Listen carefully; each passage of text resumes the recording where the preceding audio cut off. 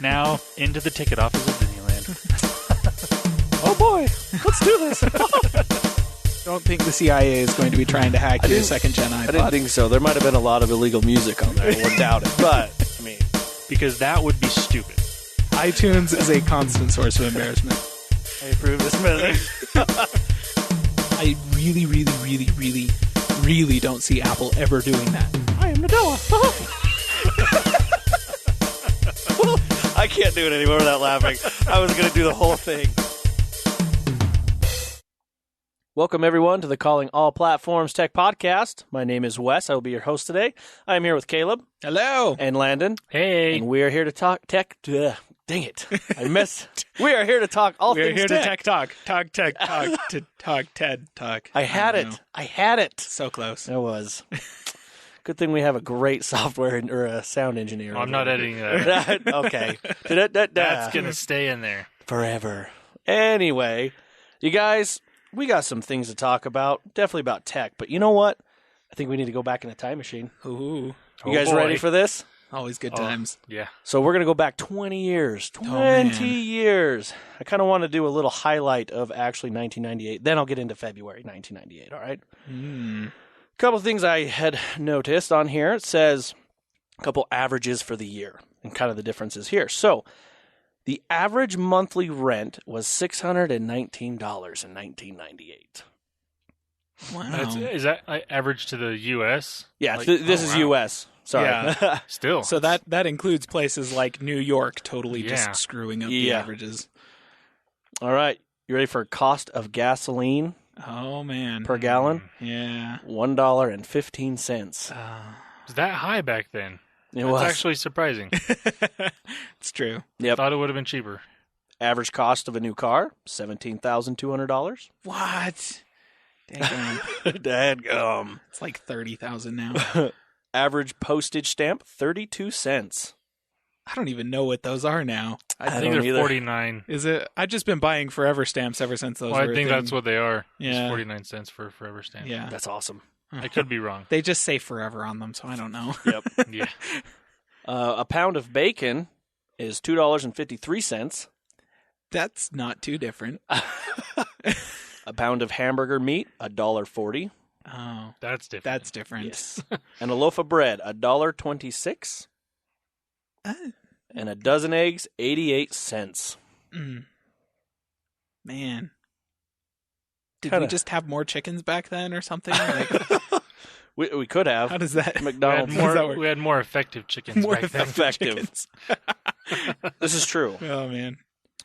So I have a little bit of 1998 Apple news on here. Oh, boy. Development for the Apple Newton OS and the Newton platform officially ends on February 27th, That was a 1998. good idea. Yes, it was. Oh, That was Steve coming back and going, okay, all this crap you have been screwing up the past, 5 years, let's just stop.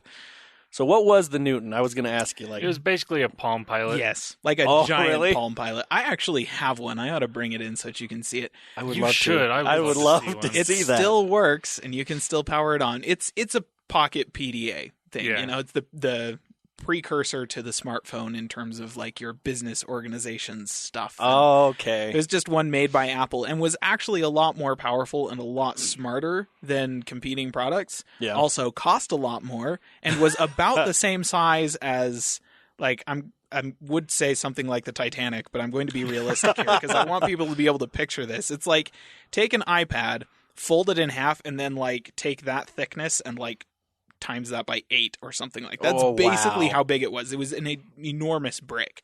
And the Palm Pilot and handsprings and all those other competing devices fit in your dadgum pocket. This thing did not. Dadgum. So, Yeah. yeah. You should bring that in. I will. We'll get a picture I'll of make it. a note of it. Yes. Put it on the website. All right. The next thing. Now, this didn't really have a date on it, so I'm just going to say what it was. But Intel releases the Celeron processor. No, flip. Yay! The neutered processor. Yes.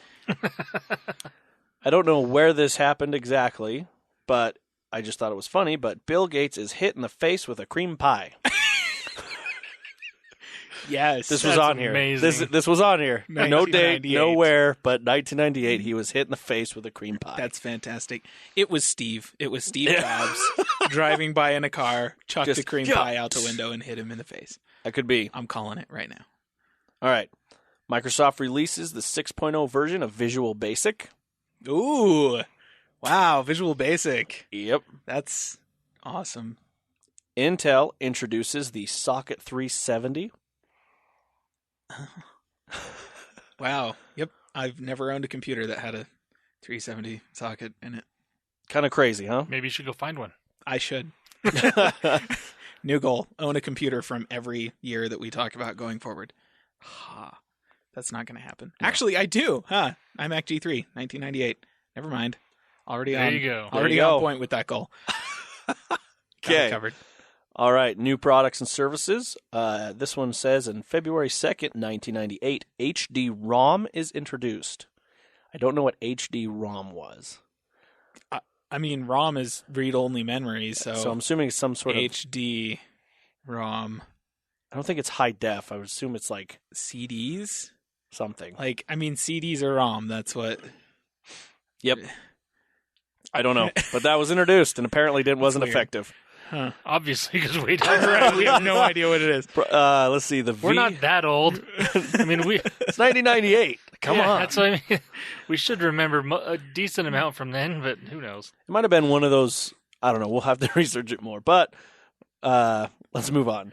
The V90 modem standard is announced and agreed on February 6, 1998. Modems. Modems. Do those still work?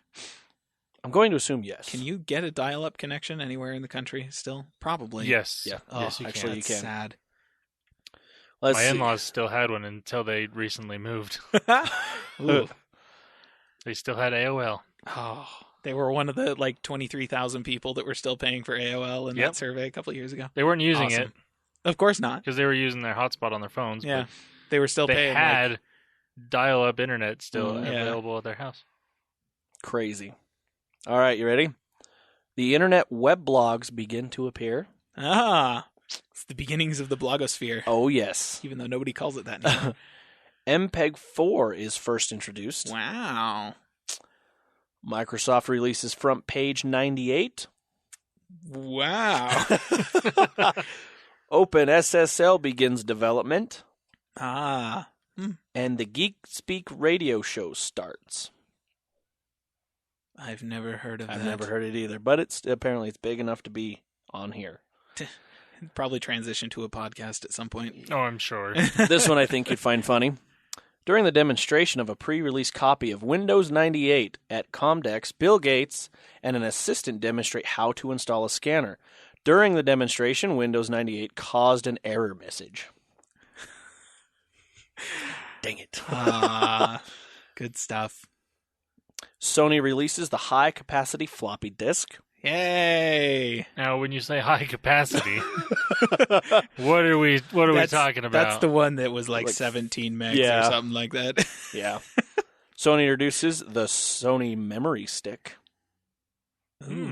Was that a USB drive? I wonder. If it's the memory stick. I think it was like that Sony, like you can only put it in Sony products. That memory stick's that long. Oh. It was a long. Think of a SanDisk regular one, but like Right. longer. Huh. And it was like you can only get it like I think PlayStation, not the PSP. Oh. They only took that. Their cameras all took this That only. was it. Weird. Okay. And it was cost like even now it costs lots of money to get. Jeez. Sorry, going on there. Let's see. Let's look at a little more. I was trying not to go here. Kamado is founded. I'm going to go through some of these. These are different technology companies. Oh. E-Machines is founded. Ugh. And they've since been bought by... E-Machines was bought by Compaq, I'm pretty sure. That wouldn't surprise me. I think and then yeah. Compaq, who are they bought by? P. Yeah. Yeah, they were bought by HP. I remember I had an E-Machines computer hate and a E-Machines. Compaq computer. Oh. They were both garbage. They were the worst. Staples specials, that's what those were. Yeah. Like Yeah. Staples and Office Max, those were the $300 crap machines. And my parents had one and it was just the worst. Ready for this next one? Maybe. Maybe. Feeling old yet? Palm leaves U.S. robotics and forms its own company, Handspring. Handspring. That's where Handspring came from. Yep. Lighton is founded. That was the CD players, the actual light on. Oh, right. Yeah. PayPal is founded. Whoa. Wow. This is the beginning of Elon Musk's rise to launching a Tesla into space. Yeah. Which, you know what? Kudos to that whole progression, because, like, Tesla in space. There you go. That is I'm happy literally with that. That's literally one of those things. Can we do this? Yeah. Should we? Probably not. But we will because We're we gonna do can. it anyways. Yep. Next thing, Razer is founded. Hey. Rockstar Games is founded. Oh, jeez. And wow. VMware is founded. Oh, okay. A lot of these are on here. Well, since we actually talked about Compaq, I just saw this. Compaq Computers purchases Digital Equipment Corporation for $9.6 billion on January 26, 1998. Wow. That's a lot of money. That's a back serious Yeah. investment, yeah. You know, it's kind of crazy with Compaq because they were like the top PC maker for a while. Oh, yeah. And then they went downhill Yeah. quick. Like, Think about all of the companies, though, that were that. You think about, like, e-machines, they were everywhere. Yeah. Compaq, Mhm. they were Compaq at the was top of the huge. heap for ages. Gateway, Gateway they was were at the top huge. for years. Where Yeah. are those companies now? They've They're gone. either been bought or gone bankrupt. They're, like, not even a Yeah, thing anymore. That's interesting. It's so bizarre. You ready for more? Oh, I've hit me. got more. All right. McAfee announces it will acquire Dr. Solomon's Group PLC. Uh, I hate McAfee, so I hate Dr. Solomon's Group, whatever So- that is. This one I thought was interesting. I did not know this happened, but Amazon purchases IMDb. Yes. Yeah. I did not know that they were That was that long ago, though. 1998. I mean, I knew that Amazon owned IMDb. I just didn't realize they'd owned them since 1998. Like, holy Yeah. crap. I know I recently saw a picture of Jeff Bezos in looked like a spare bedroom in his house with a giant banner that said Amazon.com, and it was just him. Yep. And that's how it started. I was like, Wow. oh, that's interesting. Yep. Speaking of big companies, other than Google was founded this year, Yes. Google hires Craig Silverstein as its first employee. Did I say that right, Silverstein? Yeah. Okay, just making sure. Kind of crazy. And AOL announces it will acquire Netscape Communications for an estimated value of $4.2 billion. And that was the start of the downfall of Netscape Communicator. Yeah. Or Netscape Navigator, rather.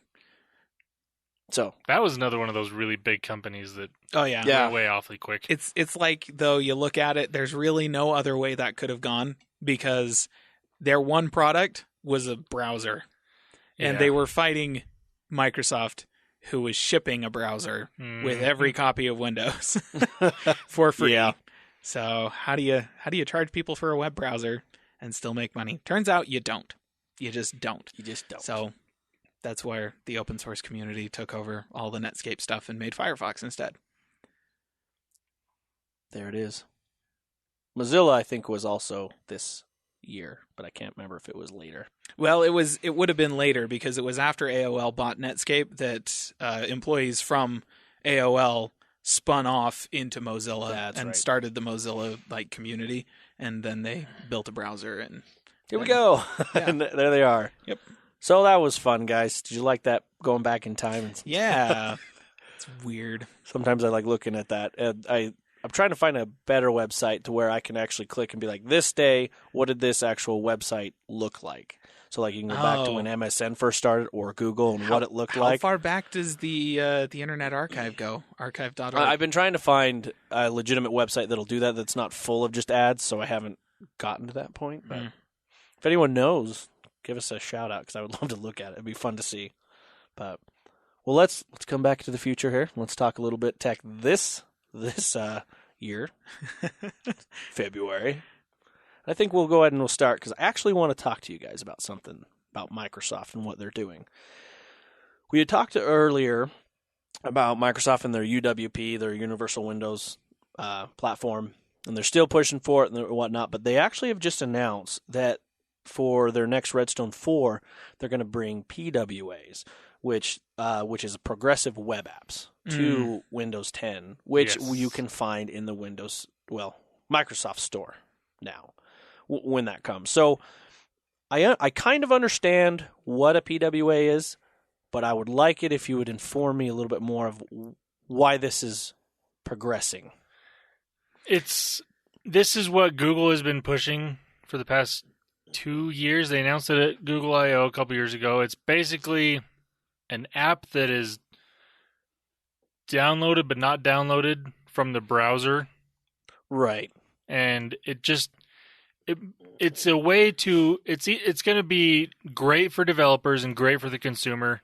Not as great for the software company, so Apple, Google, and Microsoft, but in the same sense, it makes it easier for developers to give basically the same experience on all platforms and develop it once instead of having to develop it 3 or 4 different times for each different platform, and it'll just work. And it'll be a good experience for the user, a good experience for the developer. It's just I'm really excited about it. I think it'll be really, really good thing as long as everyone's on board. And obviously Google is really on board. Them and Microsoft have been working together to make this work. Apple they haven't announced anything. I think they might talk a little more about it at WWDC this year, but they've put into their release notes for the latest, this past software update in iOS, that they, like, Safari uses or it has support for these progressive web apps. Okay. So basically, and I have reservations on the whole thing, but it's a continuation of the line of thinking that made Firefox and Mozilla think a few years ago that they could make a smartphone OS. Okay. It's a continuation of that same hope that was like just smoke and mirrors at the time, where basically everything, all the apps you could possibly need, let's just build them in HTML and CSS using JavaScript, just basic components of web development. And you build the whole app that way, and you make it so that it looks good on screens of a certain size, and then you just open the thing up in your browser, and there's your app. And you don't actually have to really download much of anything at all. What you're downloading to your phone or what you're putting on your phone is basically just a link to the web page. Okay. There's a few limitations that are involved there, which are obviously you have to have access to the internet at all times, and that would, with some types of apps, would spike your data usage. There was provisions in the Firefox methodology of doing things that would make it so that the developer of that page could allow you to essentially download a fully functional cached version of that web page, and anything that didn't require an actual server connection would still work on your phone. That's kind of more what the progressive web app is a focus on, like, you have to build the thing so that it works on the internet, but also so that there is some kind of a downloadable component that you can cache on the device so that it does something when you're not connected to the internet. Even if all you're doing is clicking on it and it opens up and goes, sorry, you can't really do anything because you don't actually have access to the internet. Okay, that's fair. Like before, it would just give you a browser error and that was it. Right. So that's fundamentally kind of what the idea behind this progressive web app is. My reservation with it is that I don't know, it has kind of the same problems that you have with a lot of just mobile websites, which are getting a lot better and have been getting better for years. Companies are making more responsive websites. Developers are making responsive websites that work really well in a smartphone browser. So there's a lot of progress that's been made there. But that being said, even still, you don't have as much power when all you've got is basic web development tools. And you can do a lot of junk with like modern versions of HTML, CSS, and JavaScript. Like HTML5 and CSS3 together almost make it so that you don't even need JavaScript. And it's really impressive.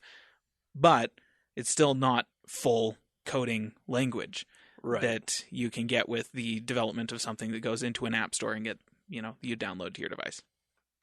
So, it could be. I mean, there's a lot of benefits to it. It saves a lot of space on device. It makes it so that, like Landon was saying, you can develop it once, and it just works based on browser technology. You don't have to do anything special to get it work from one device to the next, and stuff like that. So there's definitely a lot of advantages that way for the developers, and some advantages for the users as well. I'm still somewhat hesitant on what the end user experience is going to look like if that's the direction all of our apps go. Yeah. Okay.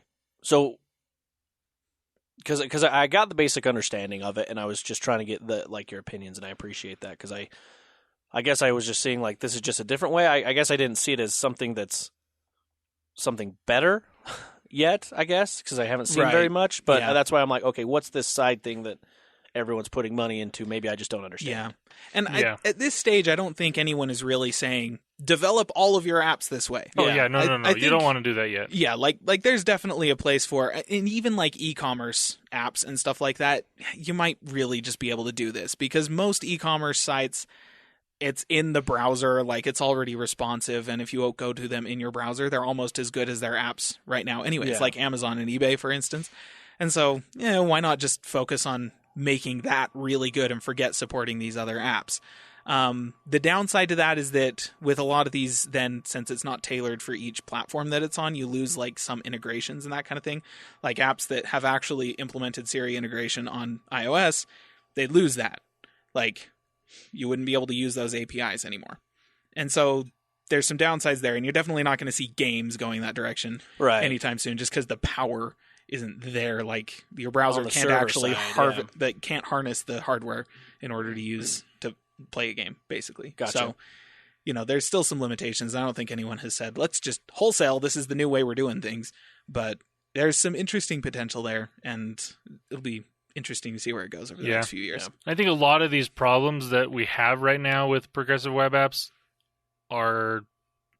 have nothing to do with developers as much as platform owners giving that support, because you could have Siri support in these things as long as Apple were to make that possible, which they could potentially. I mean, that's kind of the hard part about it, is Siri support and stuff like access to the graphics hardware on an iPhone and that kind of thing.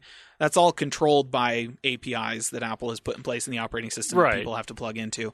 Apple has made it so that those APIs are hooked into the browser, but nothing inside of the browser can access those APIs, because as far as the stuff inside of the browser is concerned, it doesn't care what hardware it's running on. It doesn't know what operating system it's running in. All it sees is a browser rendering engine.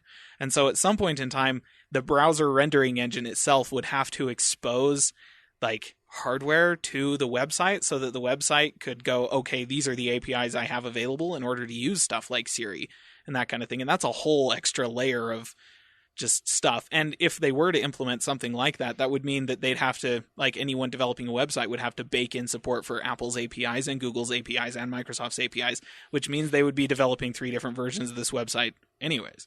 So, there's some fundamental issues with the way we architect operating systems at this point that kind of bottleneck, some of the possibilities there. So, I don't know. There's a lot of problems. They have solutions. They could re-engineer fundamentally operating systems the way we use APIs in order to make it easier to hit that kind of thing. There might also be some way to make it so that, if you download this web app, this PWM from PWA, sorry. That's okay. From the App Store, then we do different things with it. We wrap it up in a different shell because it's been verified or something like that. That makes it so that you can actually use the APIs. I don't know. There's other solutions to be we don't have answers for those questions right now. Nobody does, really. And they're hard questions, difficult questions that involve probably billions of dollars of research and development in order to solve. So I have one example of an app that I think will eventually use this that will turn Caleb. Oh? Teams. Because then it would actually be able to use Apple's notification system. They could use Apple's That's true. notifications. Well, I know they right could. now. I know they could, but this would automatically do it without Microsoft having to change anything. It's true. Though, God, you know what? They would do it differently anyways, then I'd be getting 2 notifications. Well, the way PWAs are set up is to automatically start using the software's stuff like that Yeah. without the developer having to change anything. So it would just automatically work. Okay, that's actually pretty cool. That would be it would do that. helpful. So things like that that's what I mean. Like, obviously, not every app is going to be able to do this because of certain limitations. Right. But there's a lot of apps like Teams or things like that, or like you mentioned, Amazon, even Twitter right now. If you don't download the Twitter app and you just use their online thing, it's just as good, in some cases better. Same with Facebook. It's basically the same. Like, it really is. You go use it in the browser versus using it in the app on your phone, and the experience is virtually identical. Like, for a while on my Nexus 6, I used the Facebook browser page instead of the app because it used way less battery. Because it used battery like crazy. They've gotten a lot better. They've optimized their app a lot since then. It's because it wasn't constantly listening to everything you were saying. Hello. Because the browser was preventing it from doing that, thank heavens. Yeah. But like things like that is where this is going to be extremely beneficial. Yeah, that's actually and really because cool. it can tie into whatever operating system it's being used on in certain ways, that's why it's a good experience on every platform. Okay, that's actually really cool. To add to that, with this on there, it says with the support for PWAs, Microsoft Edge users will be able to run and use PWAs in their desktop browser and get a native experience, including the ability to run offline apps, enable push notifications, and more, which is pretty cool. So, that's basically what you were saying. Yeah, and the other thing that excites me about this is for Chromebooks or Windows 10s computers. 10s enabled. Yeah, enabled. Yes, we're gonna have to get used to that now. Ugh, thanks, Microsoft. Gosh, but it makes those devices more usable and a better experience, and brings more apps to those devices. That's true. That's That's where like for people that use Apple, it's not that big of a deal because they don't have that type of device to worry about. Right. But it is, except for maybe the iPad, but even then, there's enough development for the iPad that it's not that big of a deal. Like, that's the thing, is that, you're looking at a Chromebook, you're looking at Windows 10s, or honestly, even just Windows, if all you're trying to do is just get stuff from the official source of software, then you have some limitations into what's available. Apple has managed to get around that by just having the most appealing platform to develop on, and everybody develops for it. Okay, that works for them. And that's why, they're definitely going to be the last ones to officially go like, yeah, PWA, that's like the future. Yeah. Because they make I'm still surprised, though, that it's there already.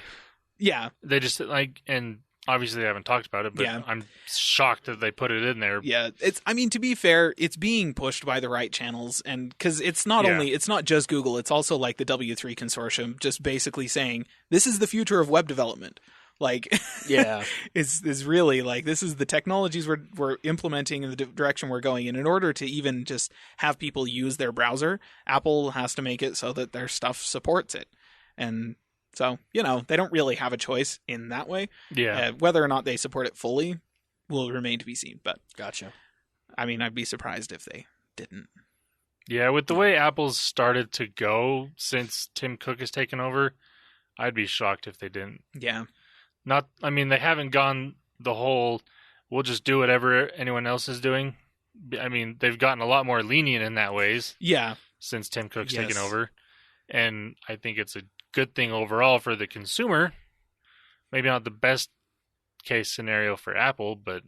Well, they seem to be doing just fine. Well, I'm not saying it's going to be a downfall to Apple, but because, like I said, it's great for the consumer. Yeah. And so if you do something good for your consumer, they're going to keep buying from you. They're more likely to stick to Go your back crap. to last week's podcast and listen to that. Listen to that for more examples of that. Yeah.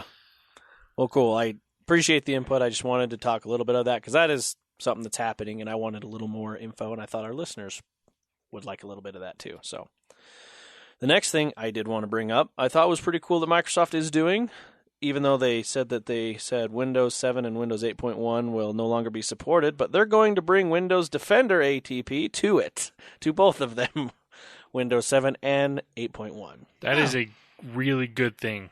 Yeah, it is. I have to mention something. Oh, go ahead. Quick. So this was just last night at work. I had someone come up to me and ask me if I knew how to fix a computer. I was like, go on. Apparently, something had been downloaded. Ooh. And it was one of those, programs that says, you've got this and this and this wrong with your computer. Call this number. I was like, and in my head, I'm like, don't call that number. Don't call that number. And he's like, and I called the number. No. So now their computer is basically useless. I'm like, well, you may want to just wipe the hard drive and start over. Yeah. I'm so sorry. I felt really bad for him. Ouch. Do I know that person? You probably, well, I don't know. You might know him. Okay. But anyway, yeah, I was like, oh, I need to send him a card. Don't ever call that number. Don't email. Yeah. Don't click on don't it. download. Don't just, come on. Just be careful on the internet. Yeah. And if you're not going to be careful on the internet, get Ubuntu, because no viruses support Ubuntu. I mean, just saying. There's like 0 security features in Ubuntu. There is a firewall. Technically, it's turned off by default. Like, it's just a wide open thing. But nobody codes viruses for Ubuntu because nobody's using it. Because there's less than 1% of the right, world population that uses it. There's no reason to do it. So just download that. It's free. So, well, except for the people that are making these viruses, they probably use it. That's true. Partially. Yeah, they use it to make their viruses, but they don't make the viruses for it. Oh, no, because they use it. They don't want to ruin their own stuff. Yeah. So the big thing really that I thought was really good with this is not more the consumer, it's more the business people that are switching, that are stuck on the Windows 7 or 8 point whatever they're on. So I thought this was really good because of all the stuff that the Defender, how well it is, how great it is. Mm-hmm. So they're just going to bring it back to 7 and 8. So I thought that was pretty cool. Yep. I did want to say, and then one more thing, and this is kind of more for Caleb, because he's the one that actually uses the game bar. Periodically. Sometimes. Well, the new game bar experience arrives with the latest Insider build. So let's talk about a couple things in this build, obviously. It says Windows 10 is getting a new game bar design that makes it a whole lot easier for users to access all the core functionalities, such as broadcasting and screen recording. It also now supports the light theme. Oh boy. Yay. So hopefully it gives you a little more options for your switch screens and multiple screens and stuff. To be fair, OBS works just great. And I may very well just stick with that. Okay. And it's free. That's true. Open source. Good That's stuff. awesome. The next thing that it says has advanced GPU options. Windows 10 now includes a new feature for systems with multiple GPUs. Letting users control the graphics preference for games and even apps. You could, for example, set PUBG to use the GPU that provides the highest performance in your system while setting something like Minecraft to use the GPU that saves power. Right. I thought that was pretty cool. That's assuming you don't want to run Minecraft in 4K. I mean, come on. 4K A lot of us don't have 4K monitors. That's okay. You still need 4K. You still... Get with the program. That's my new catchphrase. That's okay. You still need 4K. Okay. I like it. It's a good catchphrase. The next thing is Windows security. Microsoft is renaming the Windows Defender option under Update and Security and Settings. Windows Defender will continue to exist, but the Windows Security branding is more than just about the features provided by Windows Defender. Windows Defender is not gone. Good. Just so you know. Just after we were talking it up last week. It's gone. It's gone now. And then the next feature here is streamlined Bluetooth pairing. With the build, Microsoft is adding what seems to be the beginning of a new quick pair feature in Windows 10. The build includes a new feature for those with a Surface Precision mouse, which will allow users to pair the mouse with a single click when the mouse is in range. Microsoft says it's working with its partners to add support for streamlined Bluetooth pairing, and I am hoping this includes wireless headphone makers like Bose, Jaybird, and Beats. This is coming from Paul Thurrot's site, so you know. I forgot to mention that when I said that, so sorry. And then, of course, Microsoft Edge. Got to always be improving this thing. Edge now has an improvement full screen mode that lets you access the address bar without exiting the full screen mode. Plus, there's I just find that funny. I'm sorry. You have full screen, but you can't go anywhere. Plus, there's a new clutter-free mode for printing that automatically removes all the crappy ads and banners from websites when printing. Does it actually That's make it so nice. that it will print more than the first page if your content wraps onto a second page? Don't know. Because that would be nice. Does it not do that? I was doing some testing with that, trying to make some like web-based content out at work printable, and got it so that it was working great on every browser except Edge.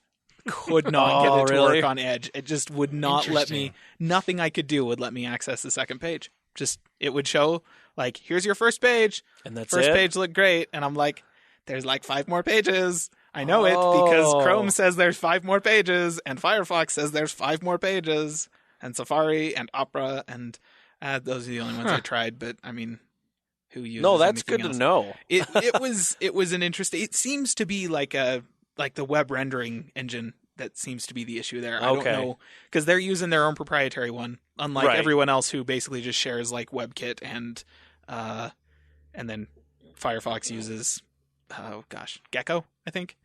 I don't know. And those are the two that are mostly used by pretty much everyone. WebKit and Gecko. That's everything except Edge. And so it's weird. No, that's good to know. You know, I've never had that problem. I have printed multiple things. I'm just trying to, I've been able to see the It pages. really seems to depend on the page, like the web page you're printing. There is something in the styling of the web page or the formatting of the HTML or the JavaScript or something that just causes it to render really, like, just doesn't render at all in some websites. But I have not been able to find, like, everyone on the internet on Stack Overflow has this problem. Nobody has any idea exactly how to fix it or what causes it. Cool. I love that feeling. I love. Yay! I'm not alone.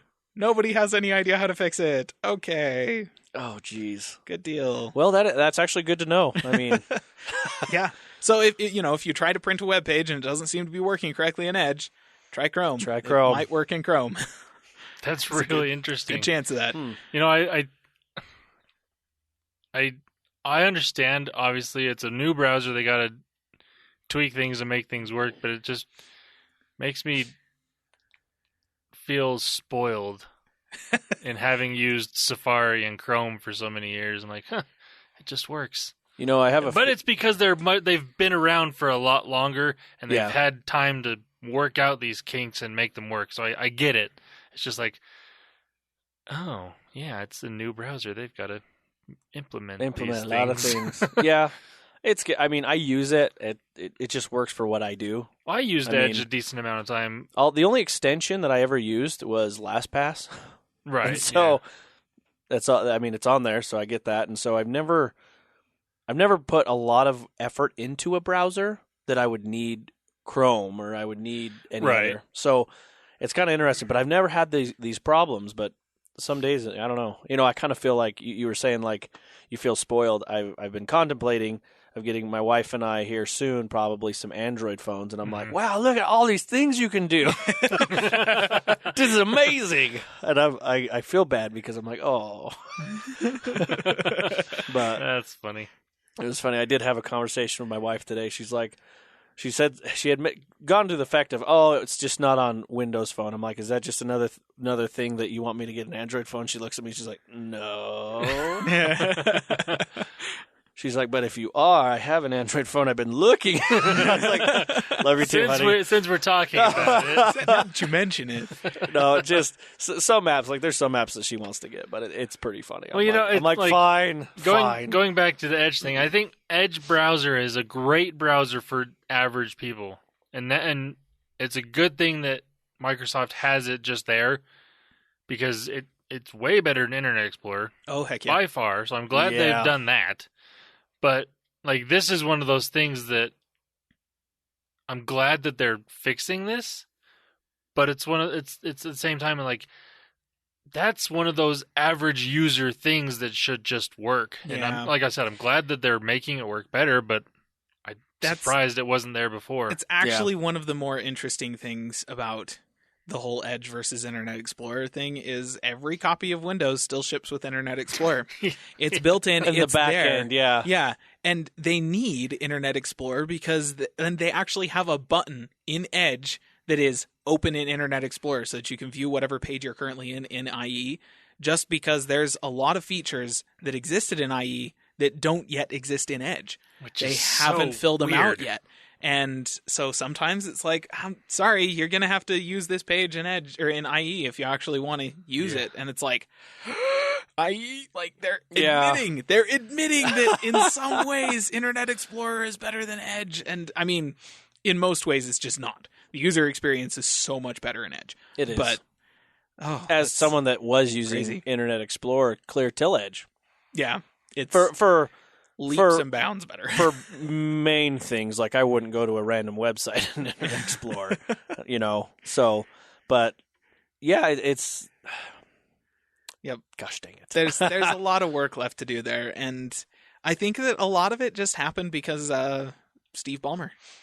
No, they got complacent at some point. They won the browser war, and they were like, "We won. We won the browser war," and then they didn't actually start fighting back in that war because it never actually ended. They didn't start fighting again until Firefox passed them, and then Chrome passed them, and it was too late. Everybody was like, Firefox and Chrome, we don't need anything else. And IE became a joke. And they tried really hard to get IE to stop being a joke.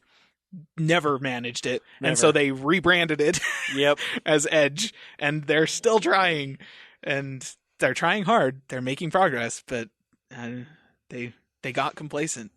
Yeah, well, that was just the old mentality of that. I mean, it really was, yeah. Steve was handed a company that was on the top and just felt like it didn't know, as things were changing, he just didn't know how to change. He was such an old school mentality. So,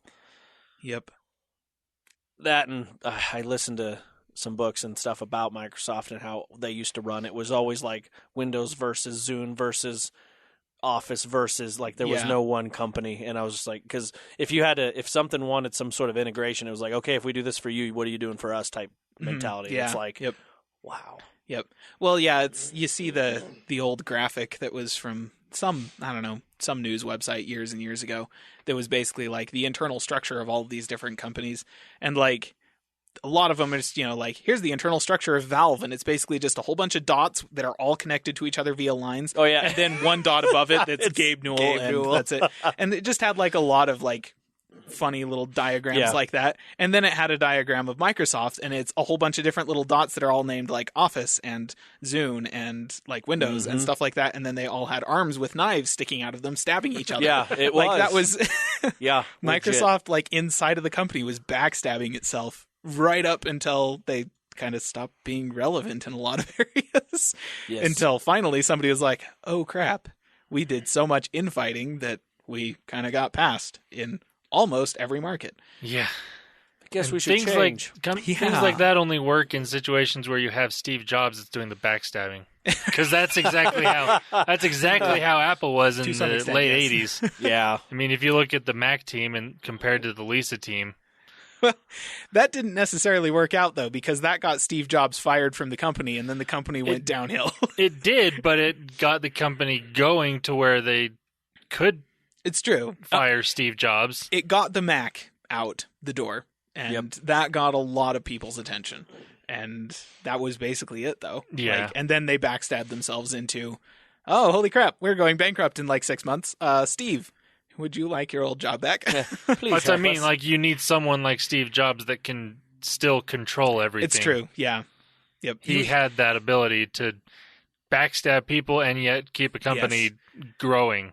Really, he had the ability to. He kind of kept all of the departments inside of Apple in a state of competition with each other, while making it so that their actual antagonist was him, so that they weren't fighting each other. They were kind of friendly competition with each other because they were actually fighting Steve. Yeah. And that worked out pretty well for Apple. And it's very different now there's still that like kind of internal friendly competition, but instead of doing it like because of Steve's like, you know, he's down talking us to this other group over here, so we better do better. They're doing it because, like, I don't know, warm fluffy bunnies from them or something like that. I'm not exactly sure how that works, but it's definitely something. And what's odd is that I look at it and I'm like, I feel like that's kind of how Microsoft is now too. Like The warm fluffy bunnies. something like it's just kind of how it feels. Like there's a lot more positive reinforcement happening inside of the company instead of old school negative reinforcement. Yeah. Which, I mean, it seems to be working pretty well for both of them still, so whatever. But it's kind of funny. It is. But anyway, so that's that's all I have that I wanted to bring up today about Microsoft on there. So, hey, Caleb. Let's do this. You were talking about Apple and on a roll. Let's make it happen. All right. So, Apple. I'm going to here's an interesting piece of news. Okay. Apple has officially passed, well, as of last quarter for last year, has passed Asus as the 4th largest notebook maker in the world. So worldwide, 1 of every 10 notebooks shipped last year was a Mac. Wow. So that's a that's MacBook, awesome. MacBook Pro, or MacBook Air. So like that's brand new models shipped to people. That is like straight up. That's the first time Apple has been anywhere near 10% of the notebook market. Even though like they have kind of redefined the notebook market like several different times, this is the first time they've ever gotten that big. So everybody who was screaming about how nobody wanted to buy Apple's crappy cut rate pro quote unquote laptops was wrong. Wrong. They were right in one thing. Most professionals don't want to buy Apple's crappy cut rate pro laptops. They're not actually that pro. Like they've got good hardware in them, but there are a lot of things that serious professionals, like, you know, serious software developers and stuff like that, need that MacBook Pros don't have. That's why they bought the iMac Pro. Right. Lots Or of they them. built their own computer. Or they built their own computer, or they Yes. bought notebooks, like typically gaming notebooks from companies like Alienware and that kind of thing. The thing is, like the laptops that they need cost as much or more than what the MacBook Pros cost, so it's not like they're necessarily overpriced. It's just that, you know, they don't necessarily have all the features to really be called Pro, and that's why I think the whole MacBook line is in need of a serious rebranding. Mhm. Like the current MacBook should be called the MacBook Air. It just should. Yeah. The current MacBook Pros should be called the MacBook. Like, And a MacBook Pro should start at $2,000 and be way better than it is. Yes, the MacBook Pro should start at $2,000. They should all have discrete graphics chips in them. They should have better discrete graphics chips, and they should come with more connectivity options. Like, and 32 gigs of RAM. More Though than just hopefully one we'll USB. be getting that. Yes. More than next. just 2 USB-C ports. Right, exactly.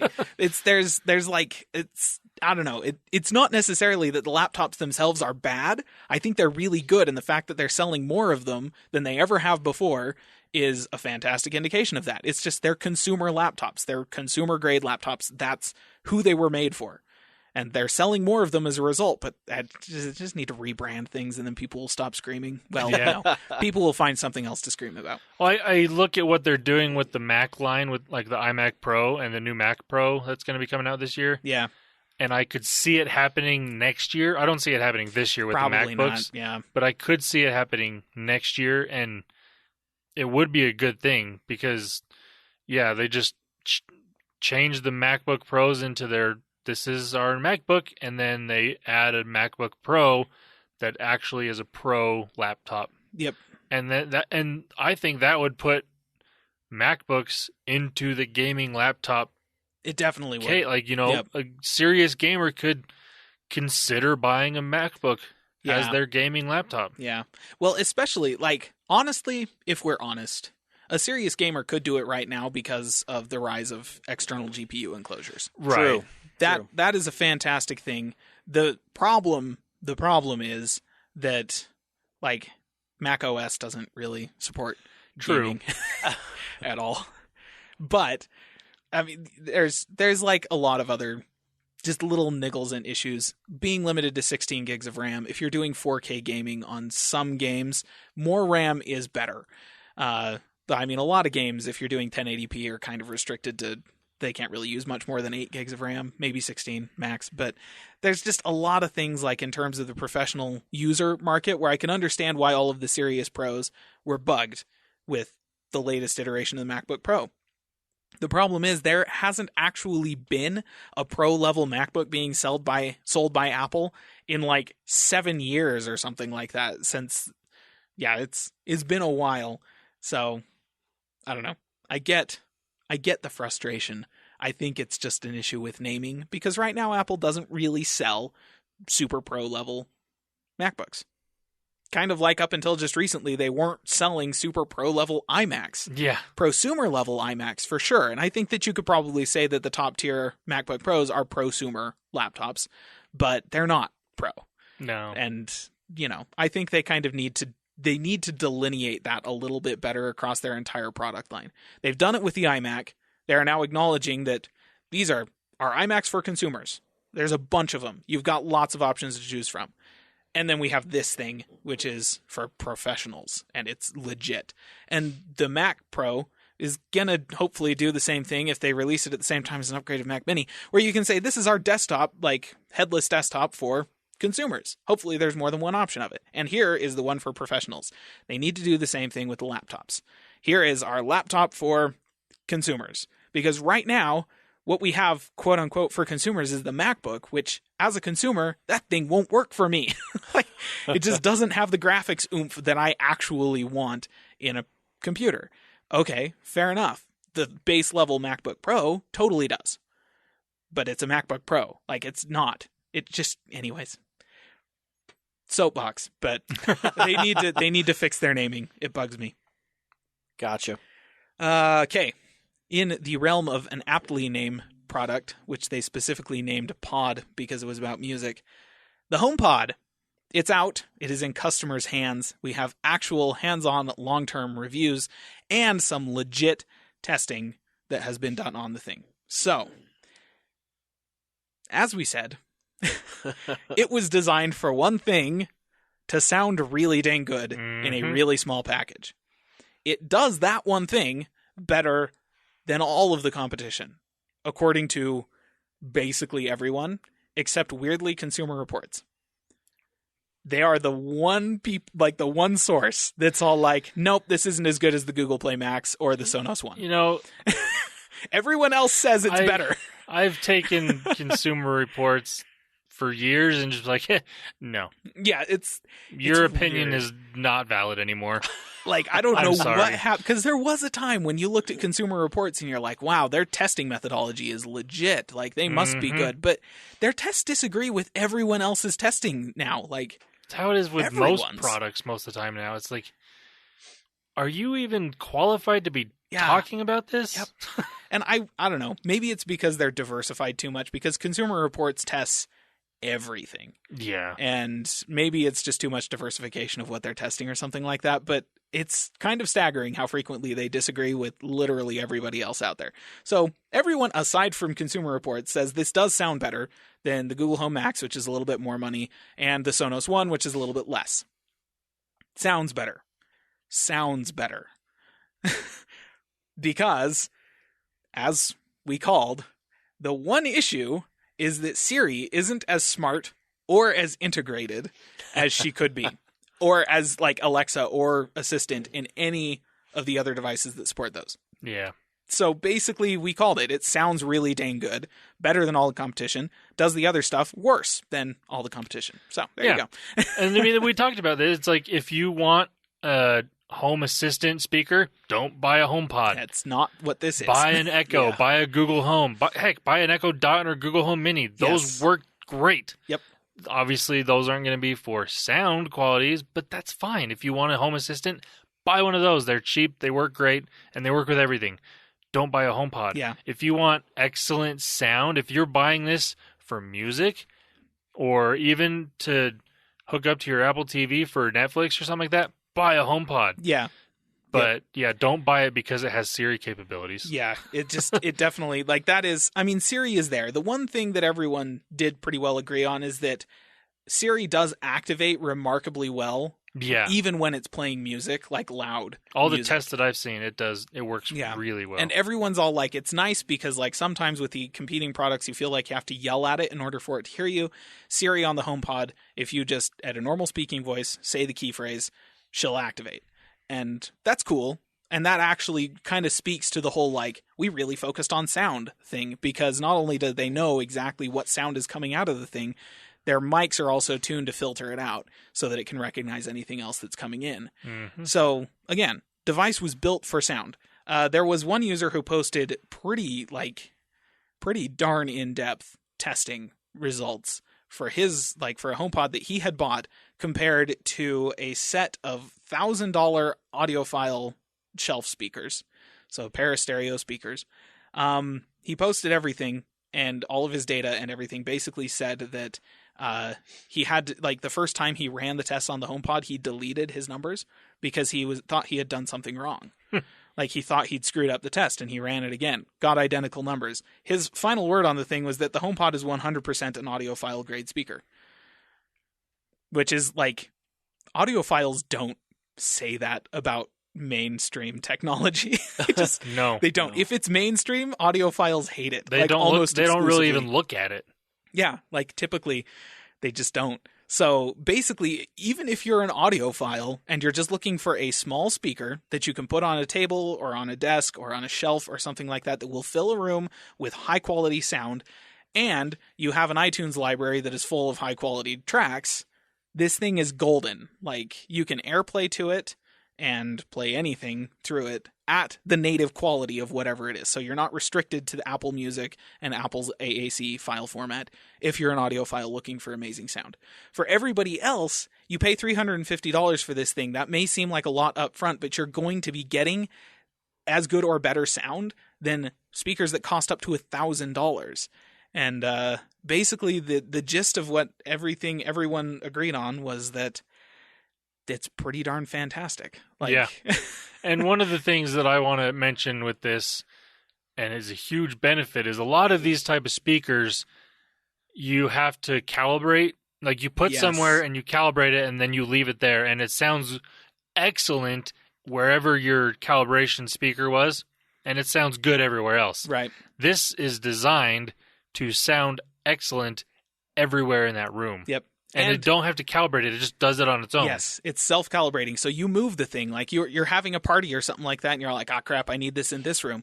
You walk into that room, plug the thing on, start music playing. It'll self-calibrate, and the room will be, like, fantastic. Mm-hmm. It's super cool. Like, it brings the convenience of a well-set-up audio environment that audiophiles pride themselves on to a consumer-level product that costs a heck of a lot less than the speakers they were using and is a whole lot easier to use and set up.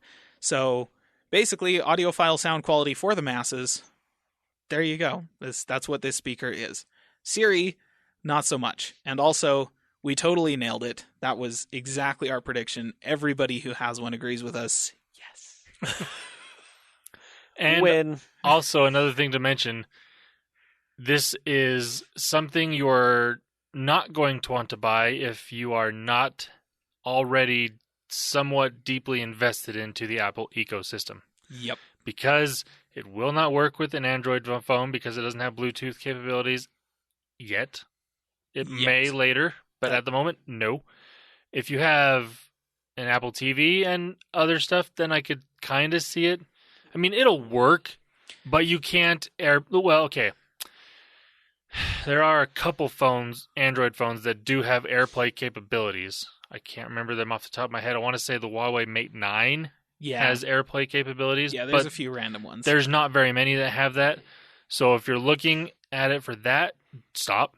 Yep. But, I mean, if you are an Apple Music subscriber on Android, then it's fine because you can say the keyword for Siri and start playing Apple Music, and it will work great. But like I said, if you're looking for Bluetooth functionality or even plug and play like an auxiliary input, there's none of those. Yep. So if you're looking at it for that reasoning, go buy a $250 JBL or Bose Bluetooth speaker. It'll sound good enough for what you need to do and do all that stuff. Yeah. And that's really the thing is, like, the people who this is targeted at are the people who obviously have enough money to spend $350 on an audio device, on a Yeah. speaker. Because that's all it is. It's a speaker that plays really good music. And who are also, at least somewhat, like you said, invested in the Apple ecosystem, at least to the extent of subscribing to Apple Music. Yeah. If you have a Mac and you have an iTunes library that's huge and, you know, you've got all your tracks in there and everything, okay, it's also good for that. You can put it in your living room and you can AirPlay all of your tracks from your Mac to the speaker. It'll be great. So, like, there's, you know, if you're in the Apple ecosystem at all, then the thing should work great for you.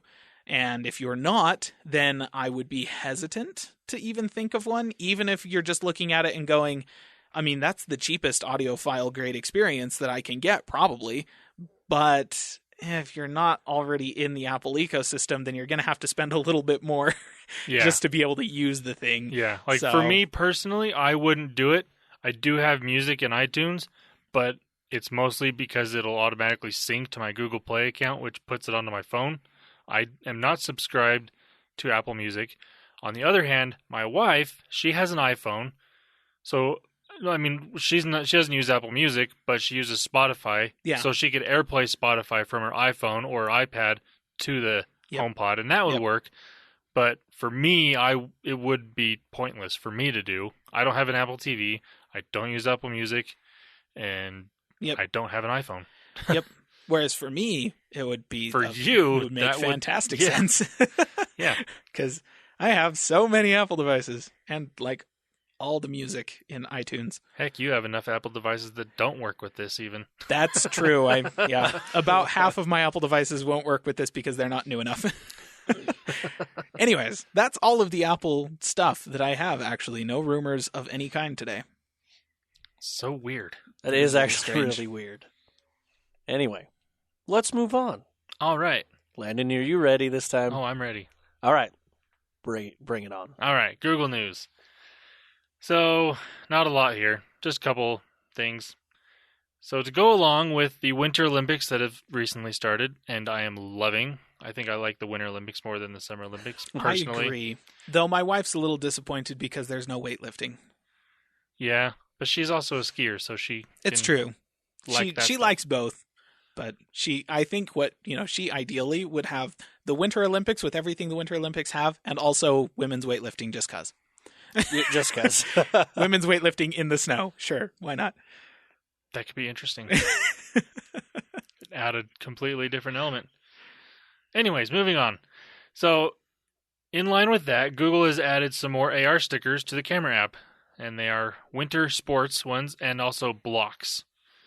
And they're not quite as interesting as I was hoping they would be.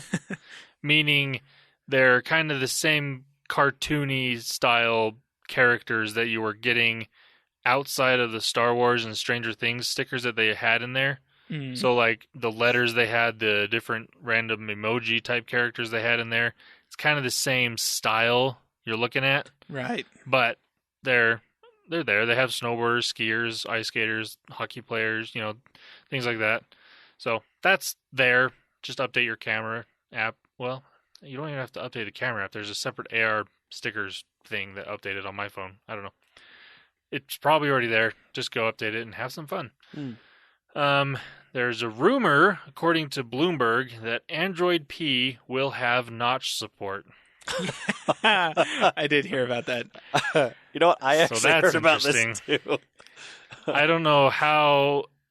Well, I don't know. It's for all of the knockoff iPhones that are gonna be coming out of China. Well, they already are coming out of China. Yeah, there's an Android phone that if you were to show it to just a random person on the screen, you'd be like, "Oh, that's an iPhone 10." False. That's an Android phone. Not true. It just looks like an iPhone 10. It's also kind of a crappy Android phone. Yeah. I have looked at the specs in this thing. It's garbage. It's not good. It's trash. I would buy an M-Horse Pure 1 before that one. Heck yes, that's why I bought the M-Horse Pure 1, if we're honest. Yeah. So that's... I'm not really surprised because of all the stupid, cheap Android phones that are coming out with the notch to make you think that it's an iPhone. I mean... To be fair, like, this is actually, will improve the user experience of those devices a lot. Oh, because yeah. what a lot Yeah. of them do right now is they just have a sticker over top of the screen that puts a fake notch in there that's actually covering up part of the UI. Like, Some of them do that. cool. And then there's ones like Essential that actually take out of the screen. right. But the other downside to this is all the phones that currently have that probably won't get updated to Android P. Yep. So That's true. there's that. Mm. Yeah. Yeah. The joys of buying Chinese smartphones. Yes. Be careful. It's always fun. Yeah. Always fun. And that's all the Google news. Now, Samsung, we know they're coming out with the Galaxy S9 in a couple weeks. Mm-hmm. Evan Blass, who's known for being fairly accurate when it comes to leaks, has shown off what is supposed to be called a new DeX pad. So if you remember with the S8, they had the DeX dock, which you could Yeah. dock your phone and hook it up to a monitor and have a desktop-like experience through your phone, which actually worked pretty well. It didn't look awful. It functioned as I say as well as a Chromebook or a cheap Windows laptop, I mean, it's basically the same hardware. Yeah. It's just used your phone. So, I mean, kind of limited on what you could do, but it was a decent experience. The downside of something like that is you have to have a spare laptop and mouse, or not a monitor and mouse, yeah. and it's like, why? Yeah. But it's an option. So the DeX pad, what the leak shows is something you basically slide your S9 into, and it turns your phone into a touchpad, which that eliminates having to have a mouse, Yeah. which Yeah. is already a step forward. And this is kind of something I've been wanting for a while. Didn't Razer do this? Well, they have a whole laptop. There was you have a whole to throw your laptop. phone into. Yeah, you drop Oh, your phone in okay. there and it becomes the trackpad. Yeah. This is just a basically another dock that you slide your phone into, hooks into the USB-C port on the bottom, and it takes that power from your phone for the interface on the monitor, and then you use your phone as a touchpad. Yeah. Ah. There was a Kickstarter for a device that was a laptop that had nothing in it. It was just keyboard, mouse, monitor. That was it. And then basically you USB-C plug your Android smartphone into this thing, and it would like do some kind of magic kajiggery with the OS to make it like Yeah. more of a Make it desktop happen. type experience. I always I saw that and I was like, that's a great concept. It's specifically, I mean, it's a great concept because they were claiming like any USB-C Android smartphone. Like you just plug it in and you're good to go. And I was like, that's pretty dope. How well does it actually work? Are we actually going to see this thing as a product? Because it was a Kickstarter. And I'm like, Right. I do see this being a very viable future for smartphones. Yeah. I can see. Actually, I honestly would be shocked if Google didn't start doing something like this in the next couple of years because of what they're doing with Chrome. If they were to combine, which I see happening, combining Chrome and Android into one operating system, they could very easily build their own dock and have it open up basically Chrome on a monitor from your phone. yeah. Because Chromebooks right now have similar to even lesser specs than most flagship smartphones right now. And I mean the capabilities of smartphone chips, especially with the new 845 coming out, have all the power they need to run on a laptop and do what you need it to do for the most part, for the average consumer. Mm-hmm. Again, this is not going to be anything for even a prosumer or slightly Yeah. under a prosumer. Yeah, this is like, it might not even be enough for like us here Yeah, in a lot of ways. right. But the people who basically they think to themselves, I can do everything I need to do on my phone. I just wish the screen were bigger or it had a keyboard or something like that. This is There for you you. go. Like, it's Yeah, perfect. exactly. Holy cow. Perfect. And honestly, I think if it gets to a point where it works well and is really functional, companies now buy their employees a smartphone and a dock, and then have a monitor and keyboard at work, and then you have everything you need with you all the time. Yep. and you just dock it in when you get to work and start going. Yep. And that would be great for a lot of businesses.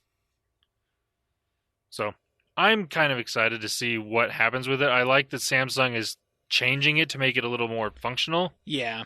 By making the phone the touchpad rather than just sitting there showing the clock, basically. Yep. Mm-hmm. I'm glad Samsung is doing the product development for the rest of the world. Yeah. Like, because they kind of nice. Yeah. They can work out all the kinks, make it work well, and then Google can take that and true. make it I work. doubt Apple's going to be doing this anytime soon. And make it work with Android just built in and make it work really well. So. Yep. And the other little thing that I wanted to mention that is shown off in this picture is a headphone jack. Still on the S9. So good on Samsung. Yeah. For still having that, I guess. I don't care. A lot of people supposedly do. I don't think actually that many people do. I think the people who care, analysts who think they care, they don't really who care. don't actually care, but they care because it's going to get views on their website. I mean, mostly because it gives them an opportunity to make fun of Apple. Yeah. And the few people who have fooled themselves into thinking that they can actually get quality audio off of their phones, which they can't because the built-in DAC on pretty much every phone is crap. Those people want to buy a V30. Right. Yeah, they're the only people and you know what? If you're going to build in a really high-quality DAC onto your phone, then you should put like a headphone jack on it, obviously. Yes. If you're just putting the lowest common denominator DAC that you can get into your phone, you which don't need is a headphone basically jack. Everyone, why even bother? You're getting the same quality audio over Bluetooth. The only thing you're really missing out on is like delay or something like that. So if you're playing a game or watching a movie, there's a split-second delay. And if you put Bluetooth 5 on your device, then you don't have to worry about that anymore. So I don't know. Like, there's a very small subset of the human population that actually do care, and they're just very noisy, in my experience. Yeah. So that's generally how most things are. Yep. The loud people are the It's just, like, it's hilarious because my wife was convinced that she cared. She was super annoyed. And then I got her a set, just, like, $12 Bluetooth headphones from China. That's what I got her. And she is sold. She had me order another pair so she could have one at work and one at home. Because her computer at work has a headphone jack. She just hates wires. Come to find out, not having wires is actually great. And most people kind of hate wires. So. Yeah, that's what's so funny about it. Everyone that's complaining, if you were to say, this is going to eliminate a wire in your desk at work, they'd be like, okay. Yeah. Suddenly on board. Crazy concept. Yeah. Now, I will say the annoying part that we've ran into with my wife's iPhone 7 is plugging into the car. That's true. Because to be fair, our Bluetooth, our car has Bluetooth capabilities, but only phone call capabilities. Yes. Yeah, and I've seen that, and that's super annoying. The one, there is a way around that. They do ship a dongle with the phone. Yes. So there's that. But simpler. You go online to China, again, you buy yourself a USB Bluetooth adapter, and what that is... Our car doesn't have USB. Well, no. So I'm getting to that, because my car doesn't either. My car is the same thing. It's got an auxiliary jack, and that's it. That's input, and I want the convenience of being able to listen to phone, without having to deal with, an FM transmitter or something stupid like that. Yeah. So what you do is you get, a cigarette lighter to USB charger, which are all over the place because charge your phone in your car. Everyone has those. Mm-hmm. Get one of those. You plug it in the cigarette lighter. You get this little adapter from China, which takes USB power and then broadcasts Bluetooth. It's a Bluetooth input device, and then takes the Bluetooth input, outputs it over a headphone jack, and then you just slap that into your USB car charger. You plug a headphone jack from that thing into your auxiliary port. Boom, Bluetooth audio in your car. True. Just that simple. That's and at awesome. least the way my car is set up, and some cars might be different, and some audio, some of the USB chargers might be different as well. Right. But the way mine's set up, it shuts off the power to that thing when you turn the car off. So I just paired it to my phone, and every time I turn the car off, it unpairs, whatever. I go about my business, do my thing. Next time I come back out, turn it on, it turns on, my phone goes, oh, hey, and connects to it. And then I hit play, ready to go. That's so awesome. there's a ways around this for people who, like me, have cars that don't have Bluetooth audio built into them yet. We will eventually, because everything has Bluetooth audio built into it that's coming off the assembly lines these days. So And then there's people like me and probably Wes that I have a CD player in my truck yes. Yep. and a radio. Yes. I don't have auxiliary. I don't have Bluetooth. It's But really... I have a 1 mile drive to work, so I don't care. Yeah. There was a point where I was like, I would give anything to have a CD player in my car. Yeah. It was very short-lived, because now if I can't have Bluetooth and I can't have an auxiliary jack or a USB port or something like that, I'd rather have a tape deck, because then I could get one of those stupid tape deck headphone adapters and plug that in. It's so bizarre to me that we hit that point at some point where it was better to have a tape deck in your car again than a CD player. Yep. Strange. Yes. Don't know when that It's happened. a weird but world it we live did. in. Wow. Just thinking about that, I'm like, yeah, that's pretty much it. That's where I'm at. It's weird. Yep. Anywho, Anyways, moving on. That's all the news I've got for this week. awesome. Well, shall we move on to some gaming news there, Caleb? Let's do it. All right. I did want to announce something, though. Okay. Oh boy. Next week, you guys, Age of Empires releases on the 20th. You know how I know I got charged for it? Hey, This there you week. go. So I got an email and I'm like, $20 for. Oh yeah. It's like, what did I get? Oh, okay. Yeah. So We're it's like, good. I'm good. But yeah, next week, guys, Sweet. I am excited. Yes. Just the nostalgia and the re-recording that they did of the music and just I am so stoked. oh, Caleb and I will probably be streaming on his channel. Just yes. Oh. Yes. I'm down. Anyway, that's what I I'm want. gonna have to watch because I always get a notification whenever Caleb is streaming. So Yeah. Watch this time. It'll be awesome. I will. Just hop on there. I'll stream like every night next week. Maybe I'll have to turn notifications off. I am playing Age of Empires all the time. Oh, that's awesome. Which All I right. guess means that I need to finish The Witcher 3 this week. It's not going to happen. Good Okay. luck. I think I'm about halfway through the storyline. I am The at main story. Yes, the Okay. main storyline. I am at about like 11% complete according to the completion meter in the Oh, game. jeez. There is so much side crap in that I have game. heard. That's Holy- why I haven't got to that one it's yet. so huge. I mean, it's amazing. The world is like I just can't even describe. It's easily the most amazing RPG world I have ever seen. Yeah, But I've heard it's amazing. holy trash is there. So much Holy stuff to do. trash. Anyways, yeah, that's our indie game spotlight of the week. Witcher 3 is awesome. I've been playing a bunch of it and I've been playing enough of it that I forgot to look up an actual indie game to spotlight this week. Ha! So there it CD is. Projekt Red technically developed and released that game, and they did it on their own platform, GOG, and awesome. I guess you could also say Gwent. Gwent, yeah, well, that's a standalone game now. There you go. It's a card game. I have friends, actually, who, I went and I asked them because I knew they had The Witcher 3, and I'm like, okay, Witcher 3, is this sale good enough? For someone like me, who it's going to take me years to actually play this game, or, should I wait for an even cheaper sale? And every single one of them is like, that sale is good enough, full price was good enough, even if it's going to take you years to play it. I haven't actually finished the storyline. I haven't even made it out of the first section of the game. I've spent too much time playing Gwent. Oh my gosh, And I'm really? like, One of those. okay. Dude, that happened to me in Red Dead Redemption playing poker. What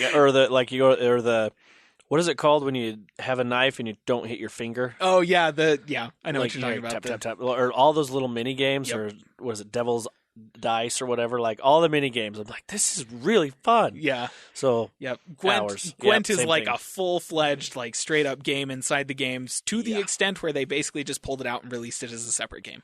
yeah, and it's in-game preview. Yeah. And Yep. I think it's free. I'm pretty sure. Yeah. So, It's going to be one of those Hearthstone style, it'll Oh, be yeah. free and then there will be monetization terms inside of Mm-hmm. it. But yeah, interesting stuff. So yes, Witcher 3, I evidently need to finish that within the week. Another reason I need to finish that within the week ooh. is because shortly after Age of Empires is being released, Alto's Odyssey is finally launching. Yes. Finally. Yes. They only delayed it by about 6 months, but for a mobile game, that's a really long time. For most big budget games, they get delayed at least a year. Yep. They announce, this game's coming out in 2019. No, it's not. 2020. Like, I know it, just guaranteed. But it's finally coming to iOS devices and Apple TV. Yes.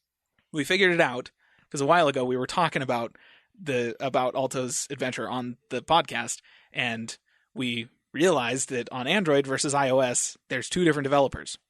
I got an email from them today because I'm on their mailing list saying, hey, the game's finally coming out on February 22nd. And the email itself was signed the Alto team, not the specific developer who developed the game. Because there are, in fact, 2 developers that are developing this game. There's Snowman, who develop it first. It's their game. It's their IP. They own it. They were the first ones that made it. And then after they had built the thing for iOS, another developer came along and said, hey, can we port this to Android? And so they did. So that's basically what we're waiting on right now. It will be coming to Android. Never fret. Probably within just a couple of months, I would expect. But I would imagine probably quicker with how popular it is and how anticipated this game they're is. They're going to want to get it out as I quick would as be possible. surprised if it didn't come out by the end of March even. Yeah. So the other developer has to do that. That's why it's not coming out on Android at the same time as iOS, is because it has to be ported. But yeah, that's going to be launching soon. If you have an iOS device and you're interested, you can actually pre-order the thing right now, because that's a thing you can do on the App Store since like the last update. Yeah. So this is actually the first game I've seen there. It's like, yeah, pre-order. Woohoo! So I may do that. If you want to support the team, yeah, seriously. there you go. And well, there's not a free option. That's true. Right, yeah. Not on iOS. Well, it is. I guess I meant to support it, pre-order. Oh, right. That's what I meant. Yeah. Let them know that you're excited. Yeah. And I am excited, so I may very well do that. We have release news, a little bit more release news for Mario Kart Tour. We talked about this a little bit last week. A few more details from an interview with one of the Nintendo execs. It is supposed to be released anytime before the end of Nintendo's fiscal year, which is different than most other people's fiscal years and different than the actual year, And I think mostly it's because of the lunar calendar that is used in Japan. Okay. So I think that's part of it, but their fiscal year actually ends in March. So March 2019. Yes. Anytime before then, which to me says, early 2019. That's when we should expect that. But, it's coming. Yeah. I could see it's either going to be holiday 2018 or early 2019. Anybody who heard any time before the end of the year and thought to themselves, maybe summer, no, sorry. Nope. That's not happening. The one other piece of news we got out of that interview was that he described the game as quote unquote free to start, which is a term that we don't really use in the Western world, but just based off of the games they have released already, free to start is how they described Animal Crossing Pocket Camp on Animal Crossing Pocket Camp's website. That's how the game is described, free to start. So that kind of means a free-to-play microtransaction thing, whereas a lot of people were taking it literally and going, Super Mario Run, you could start the game, and that was free, but then you had to pay to get the rest of the game. And yes, by Western terminology, that makes some sense, but that's not the terminology that they've used with their other games, and Super Mario Run is actually described very differently in terms of the monetization for it. So free to start is how they described their free-to-play microtransaction games. So that's kind of what we're expecting, which is what we said kind of last week that was a good possibility. Seems somewhat confirmed at this point. And okay, the last piece of gaming news, because I know everybody, not just me, cares about this. The Overwatch League Stage 1 finals were on Saturday.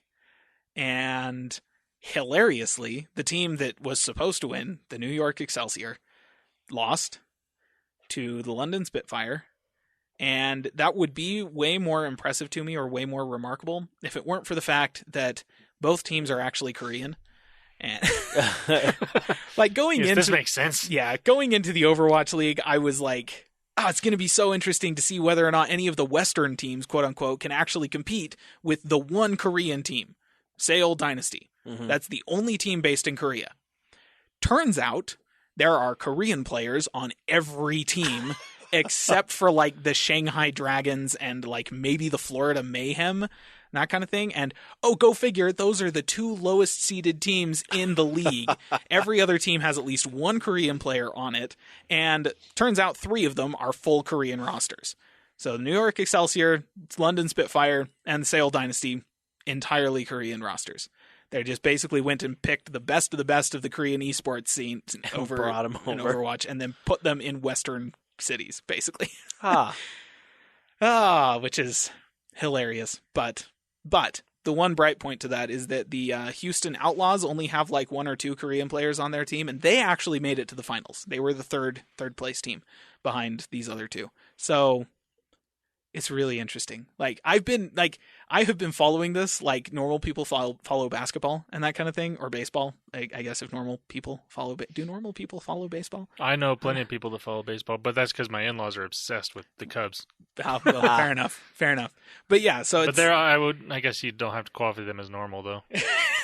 That's kind of what I'm wondering. Like, I don't really hear much about baseball. Like, it seems like all the quote-unquote normal people I know follow basketball and football pretty closely. Some of them golf, a little bit. Yeah. A little bit. But baseball, not really. So, I don't know if that really counts. But I've heard the Overwatch League described like baseball. There's just a lot more games happening all at once. Well, there has so to few be. teams. Yeah.